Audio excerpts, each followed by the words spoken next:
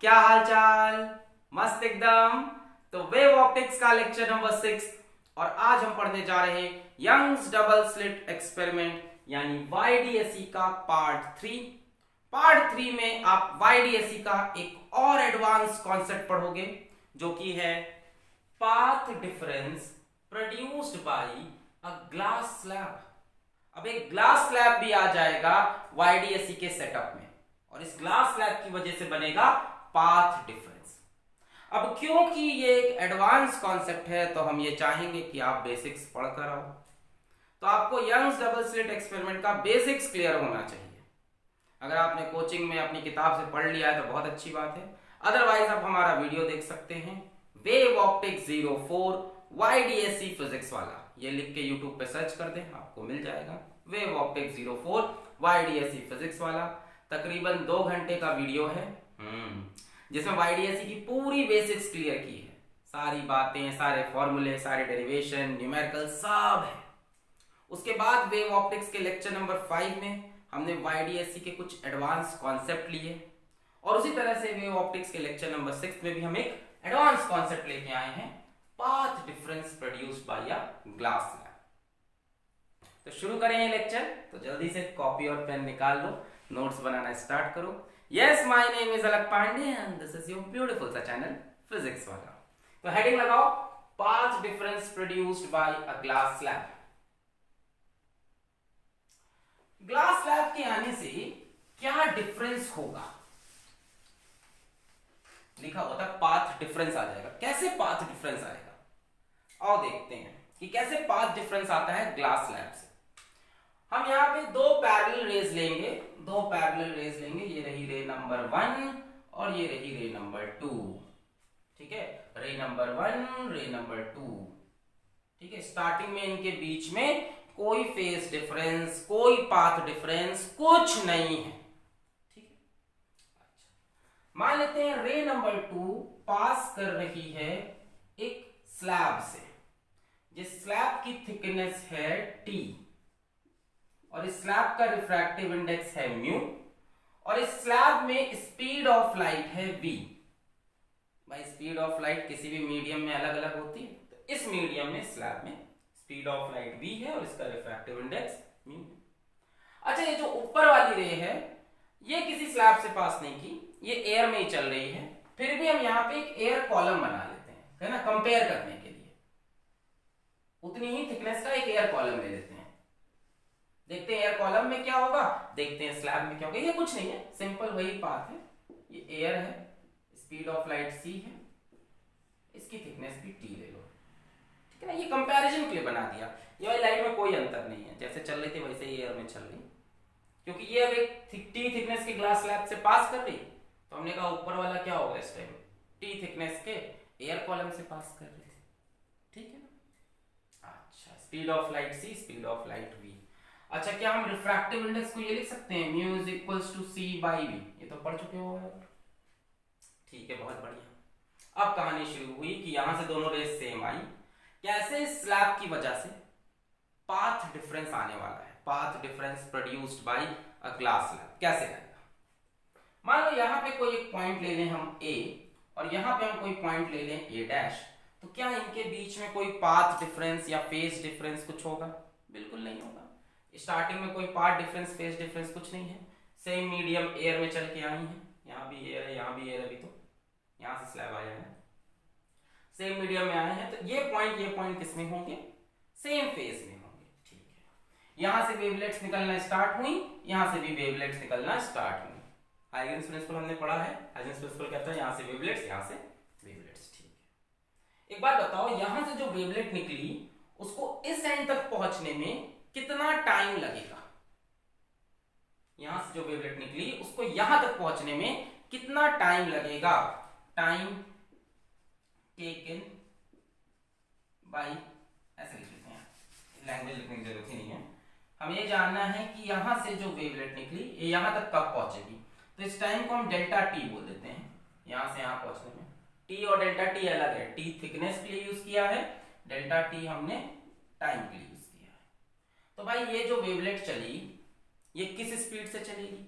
v speed से चलेगी। इस मीडियम में लाइट की स्पीड v हो गई, और कितना डिस्टेंस चली है, t डिस्टेंस, तो time is equals to distance upon speed, time is equals to distance upon speed. अच्छा, इस v की वैल्यू यहां से c बाई यू रख सकते हैं, यहां से देखो v is equals to c by u, यहां पे पुट कर दो t upon c by u, तो u ऊपर चला जाएगा, सही है। हमने बोला कितना टाइम लगा यहां से यहां पहुंचने में, तो आपने कहा डिस्टेंस अपॉन स्पीड, हमने कहा ठीक है। फिर हमने कहा ये स्पीड कितनी है, तो आपने इस फॉर्मूले से कहा v is equals to c by u, तो c है u ऊपर, तो time taken is mu t by c, mu t by c time में ये वेवलेट यहां पहुंच गई, ऐसे जोड़ देते हैं, इस पॉइंट को बोल देते हैं v डैश, ठीक है ना। Mu t by c time में ये वेवलेट यहां पहुंच गई b डैश पे।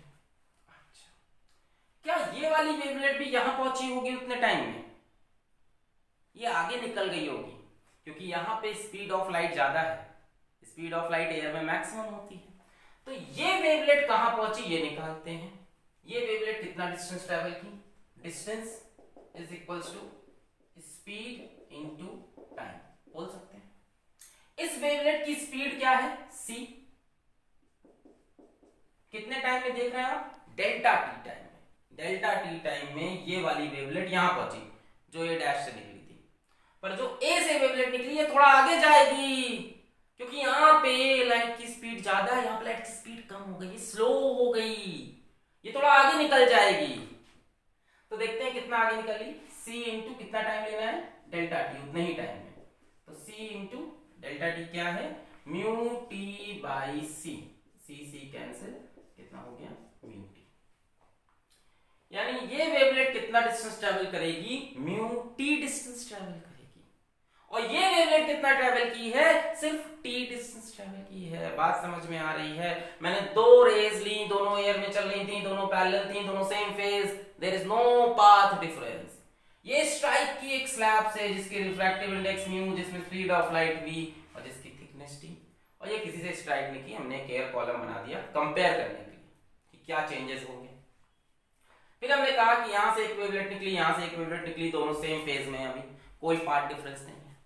फिर हमने कहा ये वेवलेट यहां पे कब पहुंचेगी, तो time is equals to distance upon speed, distance t upon speed v, फिर v is equals to c by mu, ये फॉर्मूले से हमें पता चला, तो कितना टाइम लगा, म्यू t बाई c। अब हमने कहा इस टाइम में ये वेवलेट कहां जाएगी, क्या इतने टाइम में ये वेवलेट भी यहां पहुंचेगी, नहीं, ये आगे निकल जाएगी, क्योंकि यहां लाइट की स्पीड ज्यादा है, लाइट की स्पीड एयर में मैक्सिमम होती है। तो हमने कहा ये कितना डिस्टेंस ट्रैवल करेगी, distance is equals to speed into time. यहाँ लाइट की स्पीड c है और यहाँ टाइम कितना, वही टाइम डेल्टा टी टाइम, उसी में चेक करना है, mu t by c cancel mu t, यानी ये जब t ट्रैवल कर रहा तो ये म्यू टी, और म्यू हमेशा 1 से बड़ा होता है रिफ्रैक्टिव इंडेक्स, इतना तो पता ही होगा, यानी ये वेवलेट कहीं यहाँ पहुंच गई आगे, एक ऐसे बना लेते हैं, ये कितना डिस्टेंस ट्रैवल कर ली, म्यू टी, और ये कितना ट्रैवल की है, सिर्फ t। अब ध्यान से देखो, यहां पे b डैश और यहां पे क्या आएगा b, अब b और b डैश में क्या आ गया, पाथ डिफरेंस आ गया, ये वेव पीछे छूट गई है बाय दिस पाथ डिफरेंस, कितना है ये, और निकाल लेते हैं, ये path difference delta x, this is the path difference. बहुत आसान है समझना भाई, क्या होगा, किसी भी मीडियम में जो लाइट होती है वो एयर से तो धीमे चलती है, तो यहाँ लाइट आके थोड़ी धीमे हो गई, यहाँ लाइट तेजी से निकल गई, तो इनके बीच में क्या क्रिएट हो गया, पाथ डिफरेंस।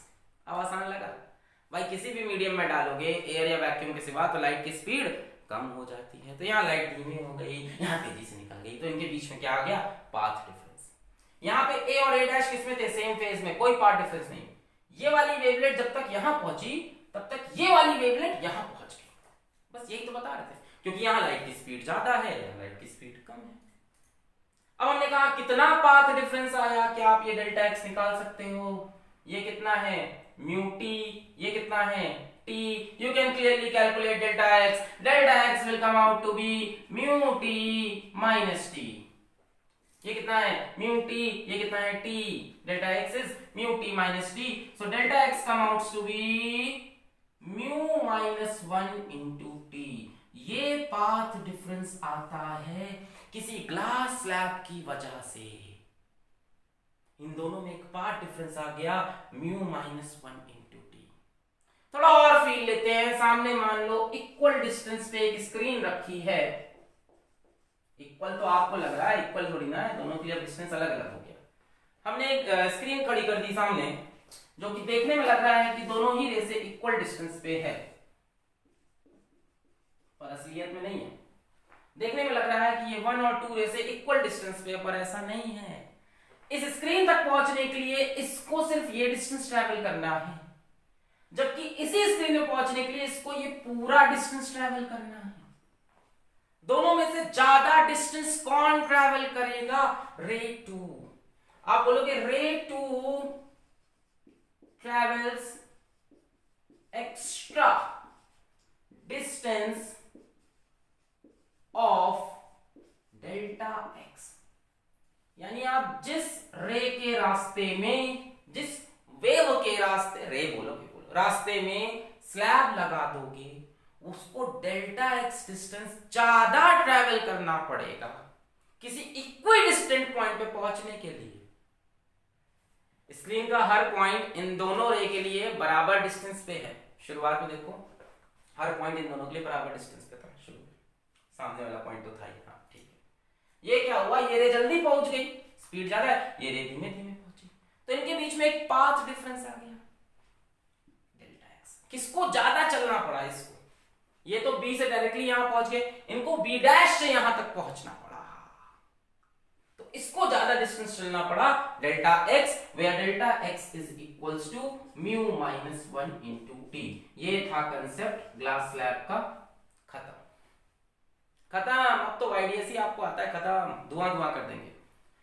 सिर्फ आपको इतनी याद रखनी है कहानी, वैसे तो डेरिवेशन पूरी बताई, आपको सिर्फ इतनी कहानी याद रखनी है कि जिस रे या जिस वेव के रास्ते में ग्लास स्लैब आया, उसको एक्स्ट्रा डिस्टेंस चलना पड़ेगा। कितना? μ-1 × t। दो रेज होती हैं YDSE में, दोनों में से जिसके रास्ते में ग्लास स्लैब आया उसको एक्स्ट्रा डिस्टेंस चलना पड़ेगा μ-1 × t। ये बात लिख लो बस। Ray 2 travels extra distance of delta X. इन दोनों में से जिस रे के रास्ते में ग्लास स्लैब आएगा उसको इतना एक्स्ट्रा डिस्टेंस ट्रैवल करना पड़ेगा, क्योंकि ये आगे निकल जाएंगे, क्योंकि यहां लाइट की स्पीड ज्यादा है। नोट कर लें। डेरिवेशन समझ में आ गई? मैंने कहा यहां से एक वेवलेट, यहां से एक वेवलेट, दोनों सेम फेज में, इसको यहां तक पहुंचने में टाइम लगा, डिस्टेंस अपॉन स्पीड, फिर v = c/μ रखा, तो टाइम लगा μt/c। मैंने कहा इतने ही टाइम में ये वेवलेट कहां गई, तो स्पीड इनटू टाइम, स्पीड यहां पे c है, टाइम मैंने यही वाला रख दिया, μt/c, c कैंसिल, μt। ये ज्यादा चला, उतने ही टाइम में ये वेवलेट यहां पहुंच गई। अब दोनों में फेज डिफरेंस, पार्ट डिफरेंस आ गया है, क्योंकि ये ज्यादा आगे निकल गई। कितना path difference? Delta x, where delta x = μt - t। μt - t। फिर मैंने कहा कि मान लो किसी एक जगह पहुंचना है स्क्रीन पे, तो इसको तो सिर्फ इतना डिस्टेंस चलना है, इसको ये पूरा डिस्टेंस चलना है। यानी जिस रे के रास्ते में ग्लास स्लैब रख दोगे उसको ज्यादा डिस्टेंस चलना पड़ेगा। कितना ज्यादा? μ-1 × t, where t is thickness of slab and μ is the refractive index। मिटा दें इसको, नोट कर लिया? चलिए अब आते हैं अपन YDSE पे। कॉन्सेप्ट इतना ही था, इसके बाद तो बस फॉर्मूला और थोड़ा बहुत आपको समझना है। मेन कॉन्सेप्ट यही था, ये आप पकड़ लोगे तो आपको ये पूरी कहानी समझ में आ जाएगी। अब आ जाओ YDSE पे। चलो, तो YDSE में क्या होता है? यहाँ पे दो स्लिट्स होती हैं, ये सब तो आपको आ गया होगा। एक S1 स्लिट, एक S2 स्लिट होती है, और यहाँ कहीं पे स्क्रीन होती है। ये सामने स्क्रीन बन गई, ठीक है। अब हम क्या करेंगे? अच्छा, पीछे एक सोर्स होता है जहां से में एक्चुअली लाइट आती रहती है ना? अच्छा, अब हम क्या करेंगे? हम S1 या S2 में से किसी एक के सामने एक ग्लास स्लैब रख देंगे। S1 के सामने रख देते हैं। मान लो S1 के सामने हमने एक ग्लास स्लैब रख दिया जिसका रिफ्रैक्टिव इंडेक्स μ है और जिसकी थिकनेस t है। जिसका रिफ्रैक्टिव इंडेक्स μ है और जिसकी थिकनेस t है। आप पहले सवाल का जवाब दो कि क्या इस सेंट्रल पॉइंट पे, सेंट्रल पे क्या बनता था, सेंट्रल मैक्सिमा, सेंट्रल ब्राइट, क्या अभी भी यहां पर सेंट्रल ब्राइट या सेंट्रल मैक्सिमा बनेगा? ये सेंट्रल पॉइंट है, ये डिस्टेंस कितना होता था, डी, है ना? ये सब तो आपको याद होगा, आईडीएससी पढ़ रहे हो तब से, डी, और ये कितना होता था, d/2, और ये कितना, d/2, आधा आधा, एकदम सेंट्रल पॉइंट है, d/2, स्मॉल डी होता था इनके बीच का डिस्टेंस, और ये डिस्टेंस कितना होता था बच्चों, ये होता था कैपिटल डी। कंडीशन क्या होती थी, D is much much much greater than small D. ये डी होता था मिलीमीटर में, ये डी होता था मीटर में, ये मिलीमीटर, ये मीटर में। खैर सवाल ये है कि क्या पी पे सेंट्रल ब्राइट बनेगा? सोच के जवाब दो, क्या पी पे सेंट्रल ब्राइट बनेगा?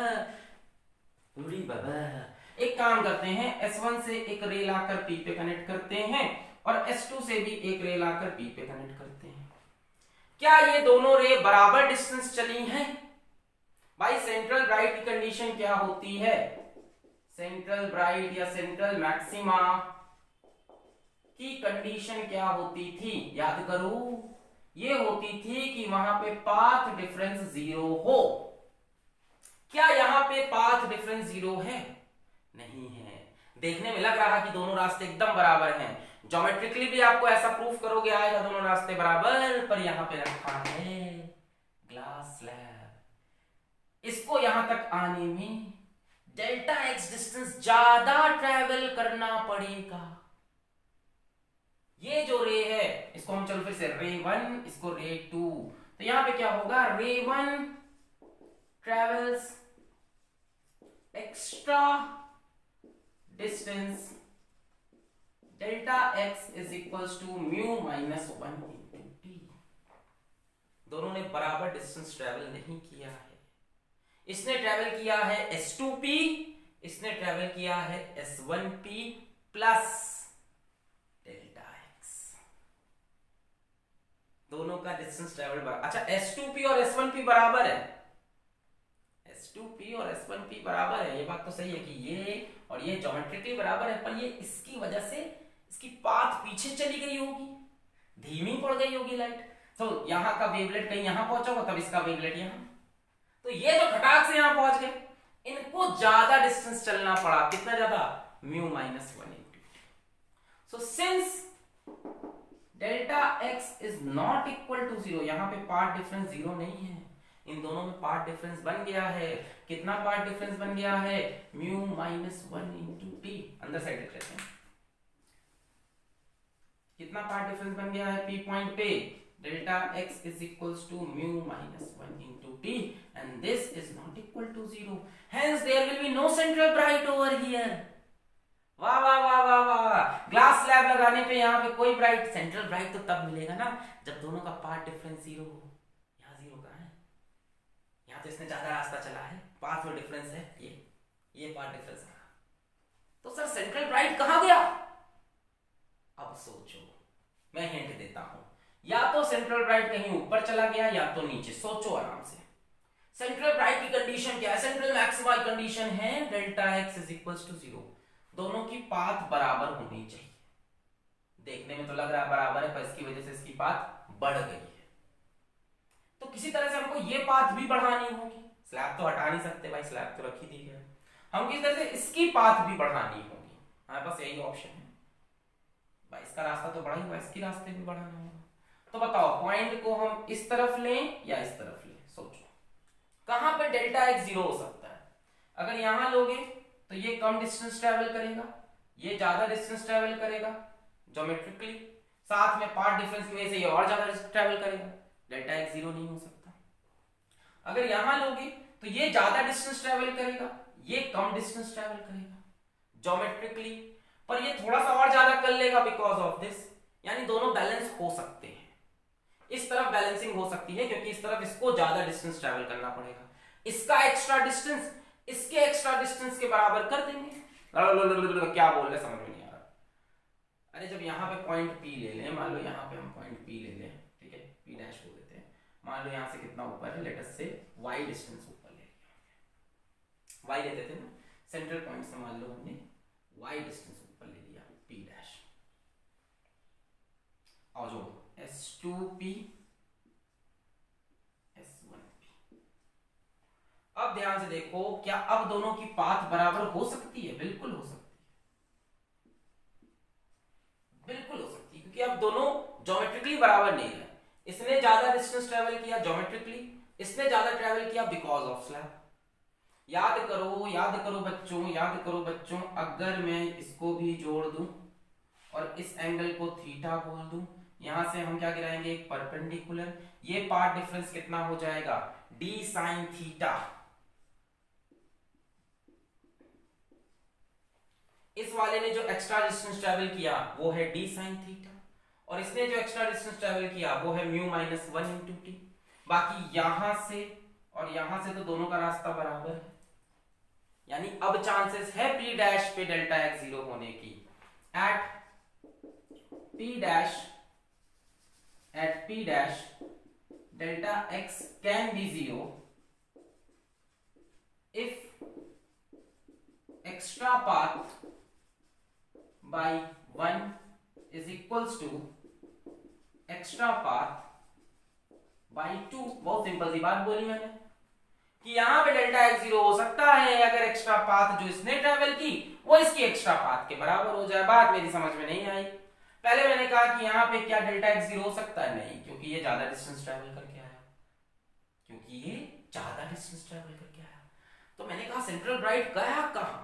तो सेंट्रल ब्राइट की एक ही कंडीशन है, सेंट्रल ब्राइट सेंट्रल मैक्सिमा जब भी ढूंढना हो तो डेल्टा x कहां जीरो हो रहा है ये ढूंढ लो। तो हमने कहा अच्छा ये ज्यादा डिस्टेंस ट्रेवल कर रहा है तो इसको भी ज्यादा डिस्टेंस ट्रेवल करा लेते हैं, तब दोनों का ज्यादा ज्यादा बराबर होके कट जाएगा।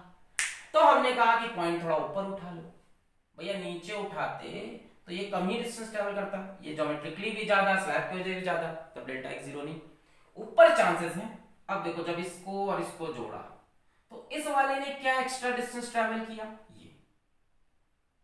बाकी ये और ये ज्योमेट्रिकली तो बराबर है, ये और ये तो बराबर है। तो S2 वाले ने, सेकंड रे ने ये एक्स्ट्रा डिस्टेंस ट्रेवल किया और फर्स्ट रे ने ये वाला mu minus 1 into T extra travel किया। अगर दोनों के एक्स्ट्रा एक्स्ट्रा बराबर हो जाए तो वो कैंसिल हो जाएंगे, कैंसिल हो जाएंगे तो यहां पे डेल्टा x जीरो हो जाएगा। तो extra path by 1 mu minus 1 into t is equals to extra path by 2 कितनी है? d sin theta. अरे पहले जब आईडीएसई खेलते थे बचपन में तब यहाँ पे क्या होता था? Delta x d sin theta आता था। किसकी पाथ ज्यादा होती थी? इसकी।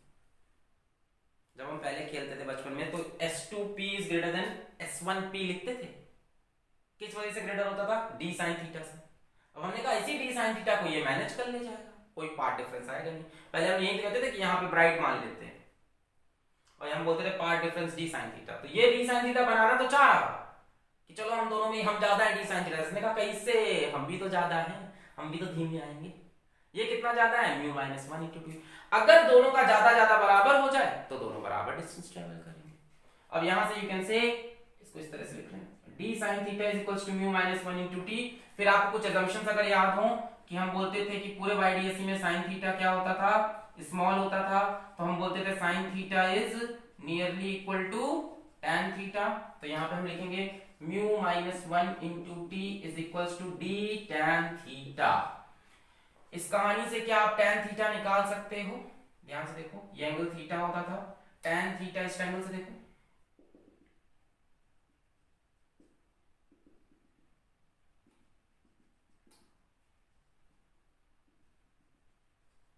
अब बताओ tan थीटा क्या होगा? Perpendicular upon base. ये कितना है? d। तो आप बोल सकते हो tan theta is y by d। ये सब YDSE में आप पढ़ चुके हो। तो tan थीटा की जगह y बाय d रख दो, mu minus 1 into t d into y by d. यहां से आपको y मिल जाएगा। y कितना आ रहा है? y is equals to mu minus 1 into T into d by. इस y डिस्टेंस पे जाके आपको मिलेगा सेंट्रल मैक्सिमा, यानी सेंट्रल मैक्सिमा की हो गई शिफ्टिंग। ग्लास स्लैब लगाने पे सेंट्रल मैक्सिमा की हो गई शिफ्टिंग। यहां पे मैक्सिमा नहीं बन पाया क्योंकि डेल्टा एक्स 0 नहीं हो पाया क्योंकि इसने ज्यादा रास्ता कवर कर लिया था, इसने कम कवर किया था।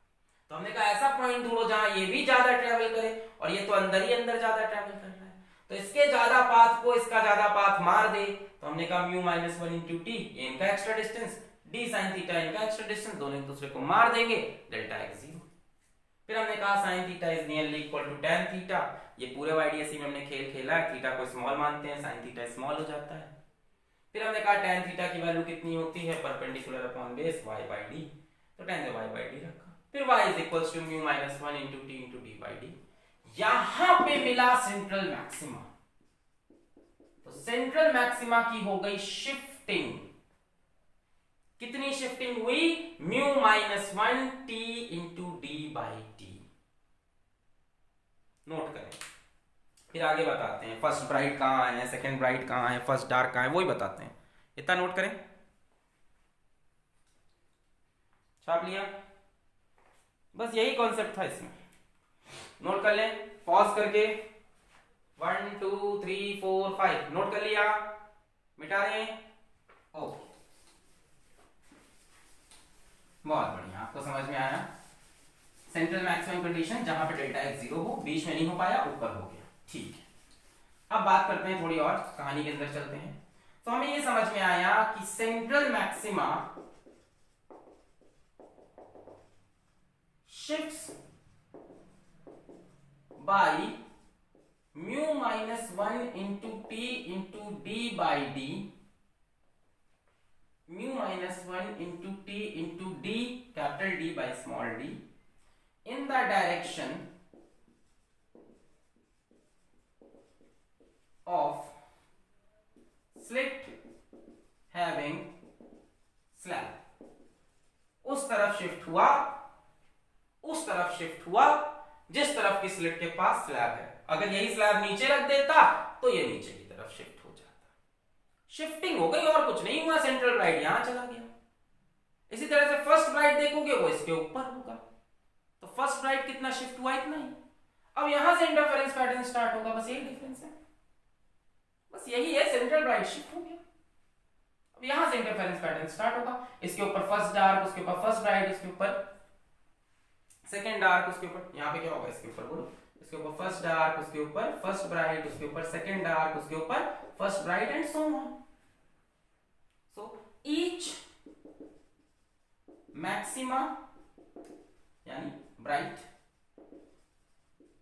फ्रिंज एंड ईच मिनिमा यानी dark fringe shifts by mu minus 1 into T into D by D. बस खत्म, सेंट्रल ब्राइट ऊपर चला गया, फर्स्ट ब्राइट भी उतना ही ऊपर, सेकंड ब्राइट भी उतना ही ऊपर। अरे ये नहीं कह रहा कि यहां फर्स्ट ब्राइट बनेगा, फर्स्ट ब्राइट इससे मतलब सेंट्रल ब्राइट से कितना दूर होता था।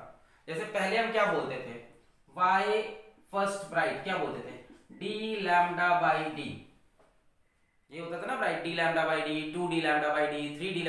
सेकंड ब्राइट कहां होता था, y second bright 2d lambda by D. ये डिस्टेंस कहां से होता था बच्चों, ये डिस्टेंस कहां से लेते थे, सेंट्रल ब्राइट से लेते थे। अब सेंट्रल ब्राइट खुद ही ऊपर चला गया है, कितना ऊपर, ये तो ये सारे इतने ऊपर चले जाएंगे, मतलब एक्चुअल पोजीशन हो जाएगी mu minus 1 into T into D by D plus mu minus 1 into T into D by D. हर एक फ्रिंज इतना शिफ्ट हो गई, समझे। फर्स्ट ब्राइट इससे अभी भी कितना दूर है, फर्स्ट ब्राइट सेंट्रल ब्राइट यहां पहुंच गया, इससे कितना दूर है, D lambda by D. But main central point से कितना दूर हो गया, D lambda by D plus mu minus 1 T. क्या मैं अच्छे समझा पा रहा हूं, फील आ रहा है, क्योंकि सेंट्रल ब्राइट ही ऊपर उठ गया है तो फर्स्ट ब्राइट भी उतना ही ऊपर उठ गया। फर्स्ट ब्राइट ओरिजिनली कहां होता था, डी लैम्डा बाई डी पे, यहां से डी लैम्डा बाई डी, पर वो भी उतना ही ऊपर खिसक जाएगा। सेकंड ब्राइट भी उतना ही ऊपर खिसक गया, सारी फ्रिंजेस ऊपर खिसक गई, ठीक है। इसी तरह से डार्क के साथ होगा, जैसे आपसे पूछें y फर्स्ट डार्क, तो पहले कहां होता था, d लैम्डा बाई 2d पे, अब कहां पहुंच जाएगा, d lambda by 2d plus mu minus 1 into T D by D. हमसे पूछे वाई सेकेंड डार्क, तो पहले कहां होता था 3d लैम्डा बाई 2d पे, अब कहां पहुंच जाएगा plus mu minus 1 T D by D. nth के लिए भी लिख सकते हैं, फॉर्मूला तो अपने को रटा ही है सर, आपको रटा है अपने को नहीं, नोट करो, nth के लिए भी लिख देंगे, नोट करो। फ्रिंज विड्थ पे कोई असर नहीं होगा, फ्रिंज विड्थ पे there is no effect, width तो उतनी रहेगी, बस हम ऊपर खिसक खिसक के बनेंगे। जो यहाँ पे ब्राइट बन रहा था वो यहाँ, फिर इसके बाद फर्स्ट ब्राइट, फर्स्ट डार्क, उसके बाद फर्स्ट ब्राइट, फिर सेकंड डार्क, फिर second bright and so on. बस पूरी कहानी शिफ्ट हो गई, बस यही हुआ। नोट कर लिया, नोट कर लिया, चलो यहीं पे लिख देते हैं y nth bright will now be formed at n d lambda by d plus mu minus 1 into t d by d। पहले यहां बनता था, अब यहां, इस तरह से y nth dark will be formed at, nth dark का फॉर्मूला होता था 2n minus 1 d lambda by 2d, ये एक्चुअल फॉर्मूला है, 2n minus 1 d lambda 2d plus mu minus 1 into T D by D. और ये distance कहां से, central point से, सेंट्रल मैक्सिमा से नहीं है। अब एग्जाम में जेई में यही करेगा, स्लैब लगाएगा, सब करेगा, फिर कहेगा what is the distance of second bright fringe from central maxima. अब सेकंड ब्राइट के बच्चा 2d lambda by D plus ये लिख देगा, गलत। वो फिर से सवाल पूछ रहे हैं कि सेंट्रल मैक्सिमा से कितना दूर है, सेंट्रल मैक्सिमा से उतना ही दूर है जितना हमेशा रहता है। आपस में इनकी रिलेटिव पोजीशन चेंज नहीं हुई है, पूरी फ्रिंजेस ऐसे ऊपर खिसक गई है। तो अगर एग्जाम में दिमाग लगाए, स्लैब लगाए, फिर आपसे कहे what is the distance of first bright fringe from central maxima, तो आप ये करके मत आना, सिर्फ यही सेंट्रल मैक्सिमा से उतना ही दूर है। बोले from the central point on the screen, from the central point on the screen, तब ये लिखना what is the position of first dark fringe from central maxima, ये what is the position of first dark fringe from central point on the screen. समझ के बाद note कर लें, मिटा दूं, पॉज करके नोट कर लें, मिटा दूं। चलिए इसका एक न्यूमेरिकल करते हैं। अरे एक तो न्यूमेरिकल हिलाएंगे तभी तो मजा आएगा।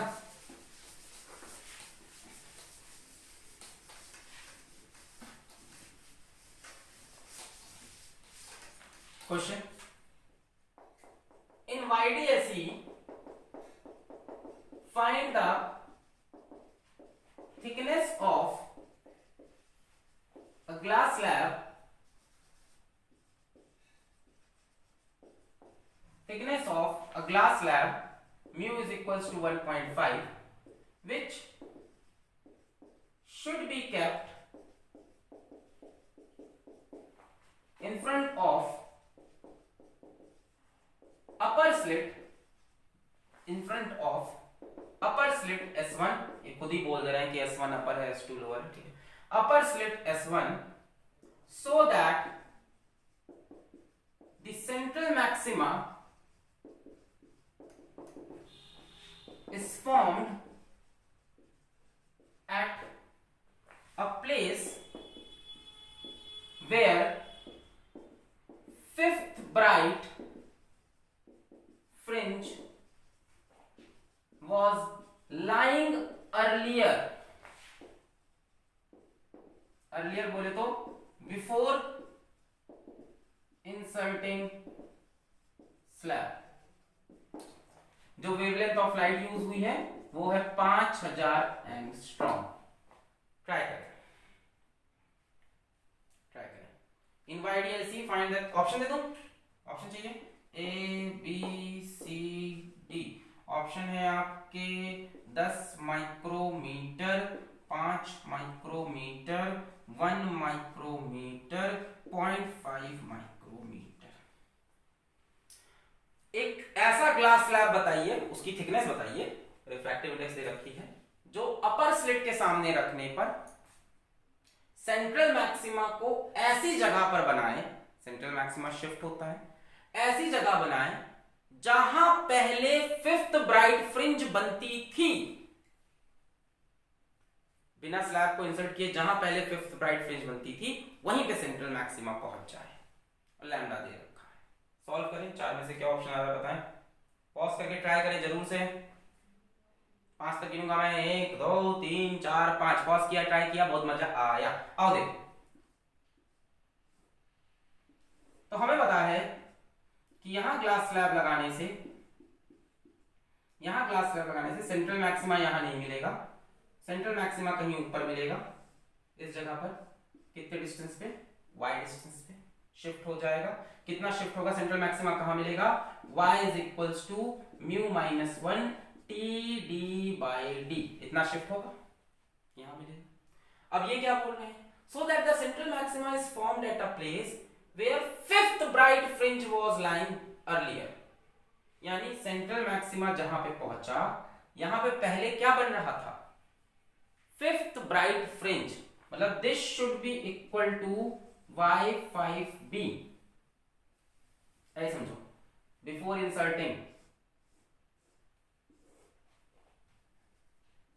इंसर्टिंग स्लैब, यहां पे मान लो फिफ्थ ब्राइट बन रहा, अभी कोई स्लैब नहीं लगा है, ये y5b हो, यानी इसी जगह पर अब बन जाए सेंट्रल ब्राइट, यानी ये इतना शिफ्ट करे कि वहां पहुंच जाए जहां पे फिफ्थ ब्राइट था। और फिफ्थ ब्राइट बच्चों कहां पे होता है, ये तो आपको याद होगा, d/d पे, और ये पहुंच जाए, ये इसकी जगह पहुंच जाए, यानी ये डिस्टेंस इसके बराबर हो जाए, ये इतना शिफ्ट हो जाए कि फिफ्थ ब्राइट के पास पहुंच जाए जहां पहले फिफ्थ ब्राइट बनता था। क्या मैं ये मिटा लूं, डेटा नोट कर लो, हम बोल सकते हैं, यानी म्यू कहां लिखे, इसको मिटा देते हैं, म्यू इज 1 यहां लिख लो data, mu is 1.5, lambda is 5000 angstrom, thickness नहीं दे रखी, dd कुछ नहीं दिया, समझ में आ गया।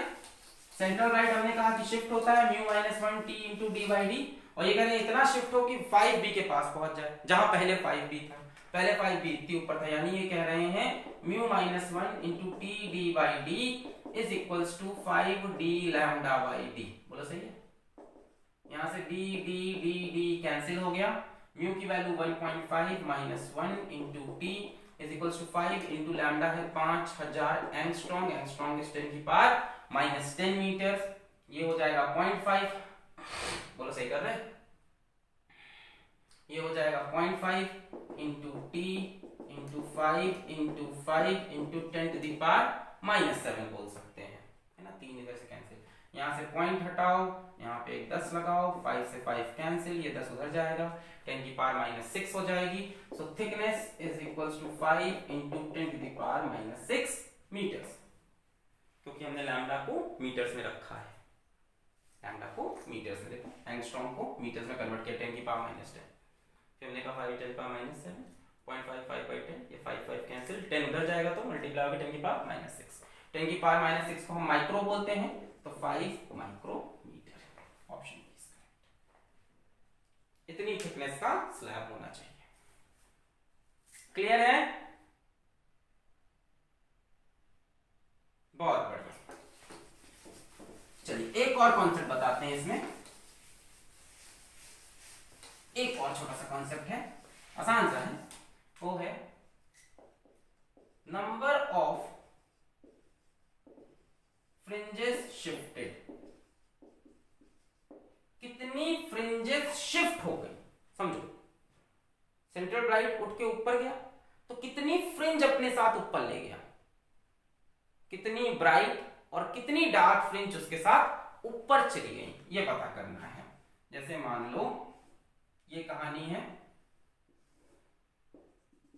यहां पे सेंट्रल ब्राइट ओरिजिनली होना चाहिए था, original central bright, original central bright, और यहां पहुंच गया new central bright, new central bright, एक टू कुक, एक टू कुक, कितना ऊपर पहुंच गया, y डिस्टेंस, तो कितनी फ्रिंजेस शिफ्ट हो गई, भाई यहां पे ऐसे फ्रिंजेस बनी होगी, dark white dark white dark white, dark bright dark white dark bright, ये यहां पहुंच गया, तो मान लो 4 फ्रिंजेस क्रॉस कर गया, कितनी फ्रिंजेस क्रॉस हुई, यहां पे इसके ऊपर क्या रहा होगा, ब्राइट डार्क फिर ब्राइट डार्क फिर ब्राइट, उनको क्रॉस करिए तो कितनी फ्रिंजेस शिफ्ट हुई, कैसे निकालोगे, भाई ये पता कर लो एक फ्रिंज की विड्थ कितनी है और y को उससे डिवाइड कर दो। जैसे मान लो y, सपोज कर लो y आया 10 मीटर और जो एक फ्रिंज बन रही है मान लो वो 2 मीटर की है, तो कितनी फ्रिंज क्रॉस किया?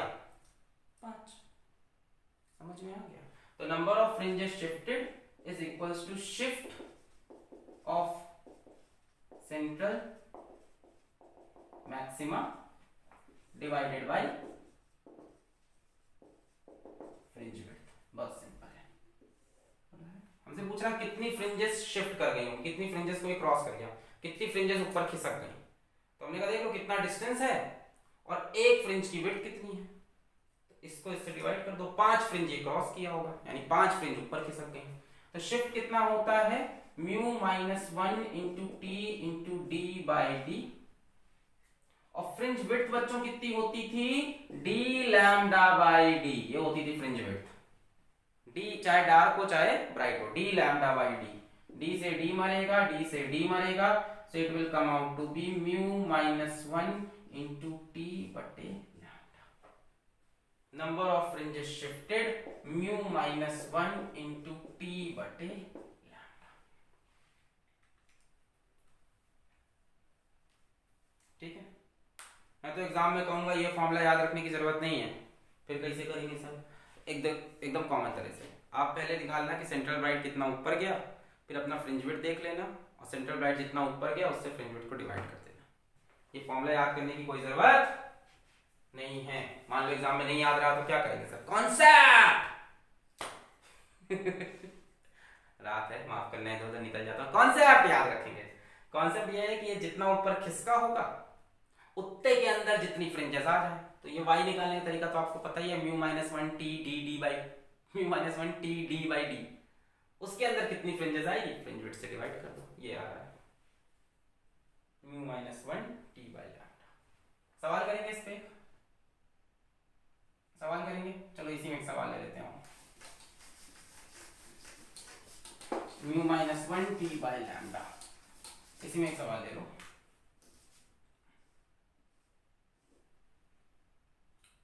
मान लो यहाँ पे एक ग्लास स्लैब लगा रखा है जिसकी रिफ्रैक्टिव इंडेक्स है 1.5 सपोज कर लो, और जिसकी थिकनेस है 12 micrometer.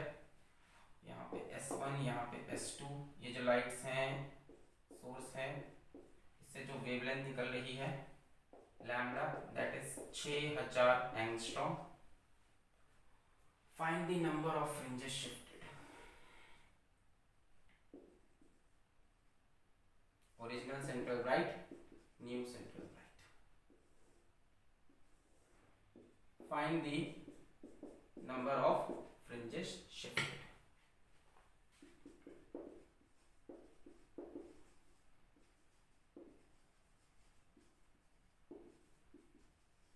Find number of fringes shifted. बहुत आसान, खटाक से कर देंगे आप। एक तो तरीका ये है कि पहले y निकाल लो फिर उसको फ्रिंज विड्थ से डिवाइड कर दो डी लैम्डा बाई डी से, एक तरीका तो ये है। दूसरा तरीका ये कि आप सीधा फॉर्मूला लगाओ mu minus 1 T by lambda, खत्म। Mu minus 1 T by lambda. So mu कितना है 1.5 माइनस 1, थिकनेस कितनी है 12 माइक्रोमीटर यानी 12 into 10 to the power minus 6, और लैम्डा कितना है 6000 एंगस्ट्रॉम यानी 6000 into 10 to the power minus 10। सबको मैंने ऐसा यूनिट में कन्वर्ट किया। Mu minus 1 into t 12 micro is 10 की power minus 6 on lambda 6000 into 10 की पावर माइनस 10। तो ये हो जाएगा 1.5 माइनस 1 हो गया 0.5 into 12 into 10 to the power minus 6, ये हो जाएगा 6 into 10 to the power minus 7। 6 1 जा 6, 6 2 जा 12, ये पॉइंट हटा तो नीचे एक 10 आ जाएगा, तो 10 से मल्टीप्लाई होगी ये भी 10 की पावर माइनस 6 हो जाएगा। 10 की पावर माइनस 6, 6 कैंसिल, 5 2 जा 10। तो 10 डार्क फ्रिंजेस ऊपर चली गई और 10 ब्राइट फ्रिंजेस भी ऊपर चली गई। आंसर 10 ही लिखोगे, उसमें लिखा होगा 10 डार्क एंड 10 ब्राइट। ठीक है, 10 डार्क फ्रिंजेस ऊपर गई और 10 ब्राइट। क्लियर है? कितनी फ्रिंज शिफ्ट हुई? Mu minus 1 into T by lambda. कोई गलती तो नहीं है कैलकुलेशन में? 10 का माइनस 6, 7 का माइनस 6, 10 का माइनस 7, 0.5 से हटाया नीचे एक 10 आया, 10 से 10 का माइनस 6 हो गया। कैंसिल। क्लियर है? बहुत बढ़िया। तो यहाँ पे पूरी कहानी तो खत्म ही हो गई शिफ्टिंग की। ग्लास स्लैब से क्या होता है, पार्ट डिफरेंस पे असर पड़ता है, सेंट्रल ब्राइट शिफ्ट हो जाता है। अब सेंट्रल ब्राइट सेंटर में ना बन के ऊपर या नीचे, जिस तरफ ग्लास स्लैब है उस तरफ बनेगा। और कितना शिफ्टिंग होगी ऊपर या नीचे, mu minus 1 into thickness into capital D upon small D. ऐसे ही फर्स्ट ब्राइट सेकंड ब्राइट सब शिफ्ट हो जाएंगे। नंबर ऑफ फ्रिंजेस कितनी शिफ्ट होंगी, mu minus 1 into T upon lambda. जितना सब शिफ्ट हुए डिवाइडेड बाई फ्रिंज विड्थ। अब इसी पे एक बात लास्ट में एक धांसू सवाल आप करके जाओ, कॉन्सेप्चुअल सवाल है, प्योर कंसेप्ट पे। देखें आपने इतनी देर में कुछ सीखा कि नहीं। प्योर कंसेप्चुअल सवाल, S1 सोर्स, S2 सोर्स, पीछे एक सोर्स रखा है, S1 S2 स्लिट है, पता है हमें भी। अच्छा, पॉइंट बी सेंट्रल पोजीशन है, ये d/2 पूरा d है, ये d/2 ये d/2, वो सेंट्रल पॉइंट है, ठीक है, d/2 इसके सामने एक ग्लास स्लैब रखा है जिसकी रिफ्रैक्टिव इंडेक्स मान लो μ1 है, जिसकी थिकनेस t1 है। इसके सामने भी एक स्लैब रखा है जिसकी रिफ्रैक्टिव इंडेक्स μ2 है, जिसकी थिकनेस t2 है। क्वेश्चन है, if μ1 is equals to 2, t1 is equals to 1 millimeter, μ2 is equal 1 micrometer, 1 micrometer, μ2 is equals to 1.5, t2 is unknown, yes हटा दो यहाँ से। find t2 such that, sir t2 कौन है, such that at p, such that a central maxima is found at P। क्या अब P पे central maxima बन सकता है? ज्योमेट्रिकली दोनों ने बराबर पाथ ट्रेवल किया है, बट ऑप्टिकली नहीं। ऑप्टिकली मतलब एक्चुअल लाइट ने तो उतनी पाथ नहीं ट्रेवल की, इसने कुछ एक्स्ट्रा पाथ ट्रेवल की और इसने भी कुछ एक्स्ट्रा पाथ। सवाल ये है कि such that a central maxima is found at P। जरा ट्राई करो पॉज करके फिर बताएं, अगर आपने पढ़ा है तो आपको समझ में आ गया होगा। हो गया,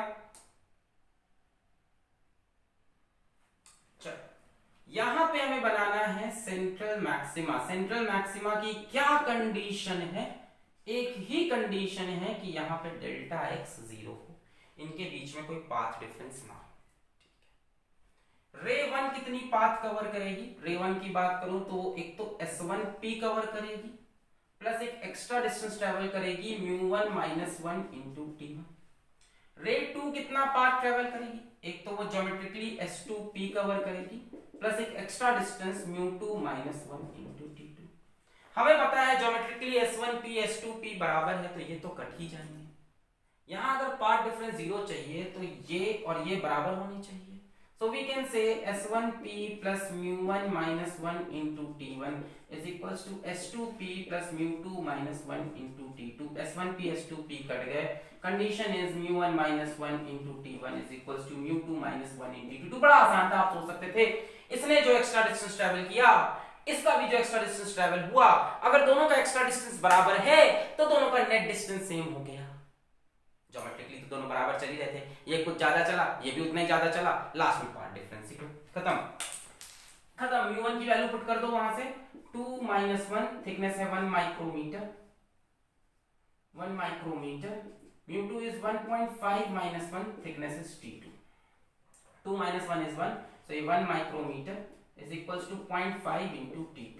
यहां से 0.5 इधर जाएगा, t2 is equals to 1 upon 0.5, ऊपर गया 5 2 जा 10, t2 is equals to 2 micrometer. यानी दो स्लैब अगर रख दें तो वापस सेंट्रल मैक्सिमा सेंट्रल पॉइंट पे आ सकता है। तो यही कुछ कॉन्सेप्ट्स थे ग्लास स्लैब के साथ YDAC के। अब इसके बाद हम YDAC पे कोई लेक्चर नहीं बनाएंगे, नेक्स्ट हम लाएंगे डिफ्रैक्शन पे। तो पढ़ाई करते रहें, ऑल द वेरी बेस्ट।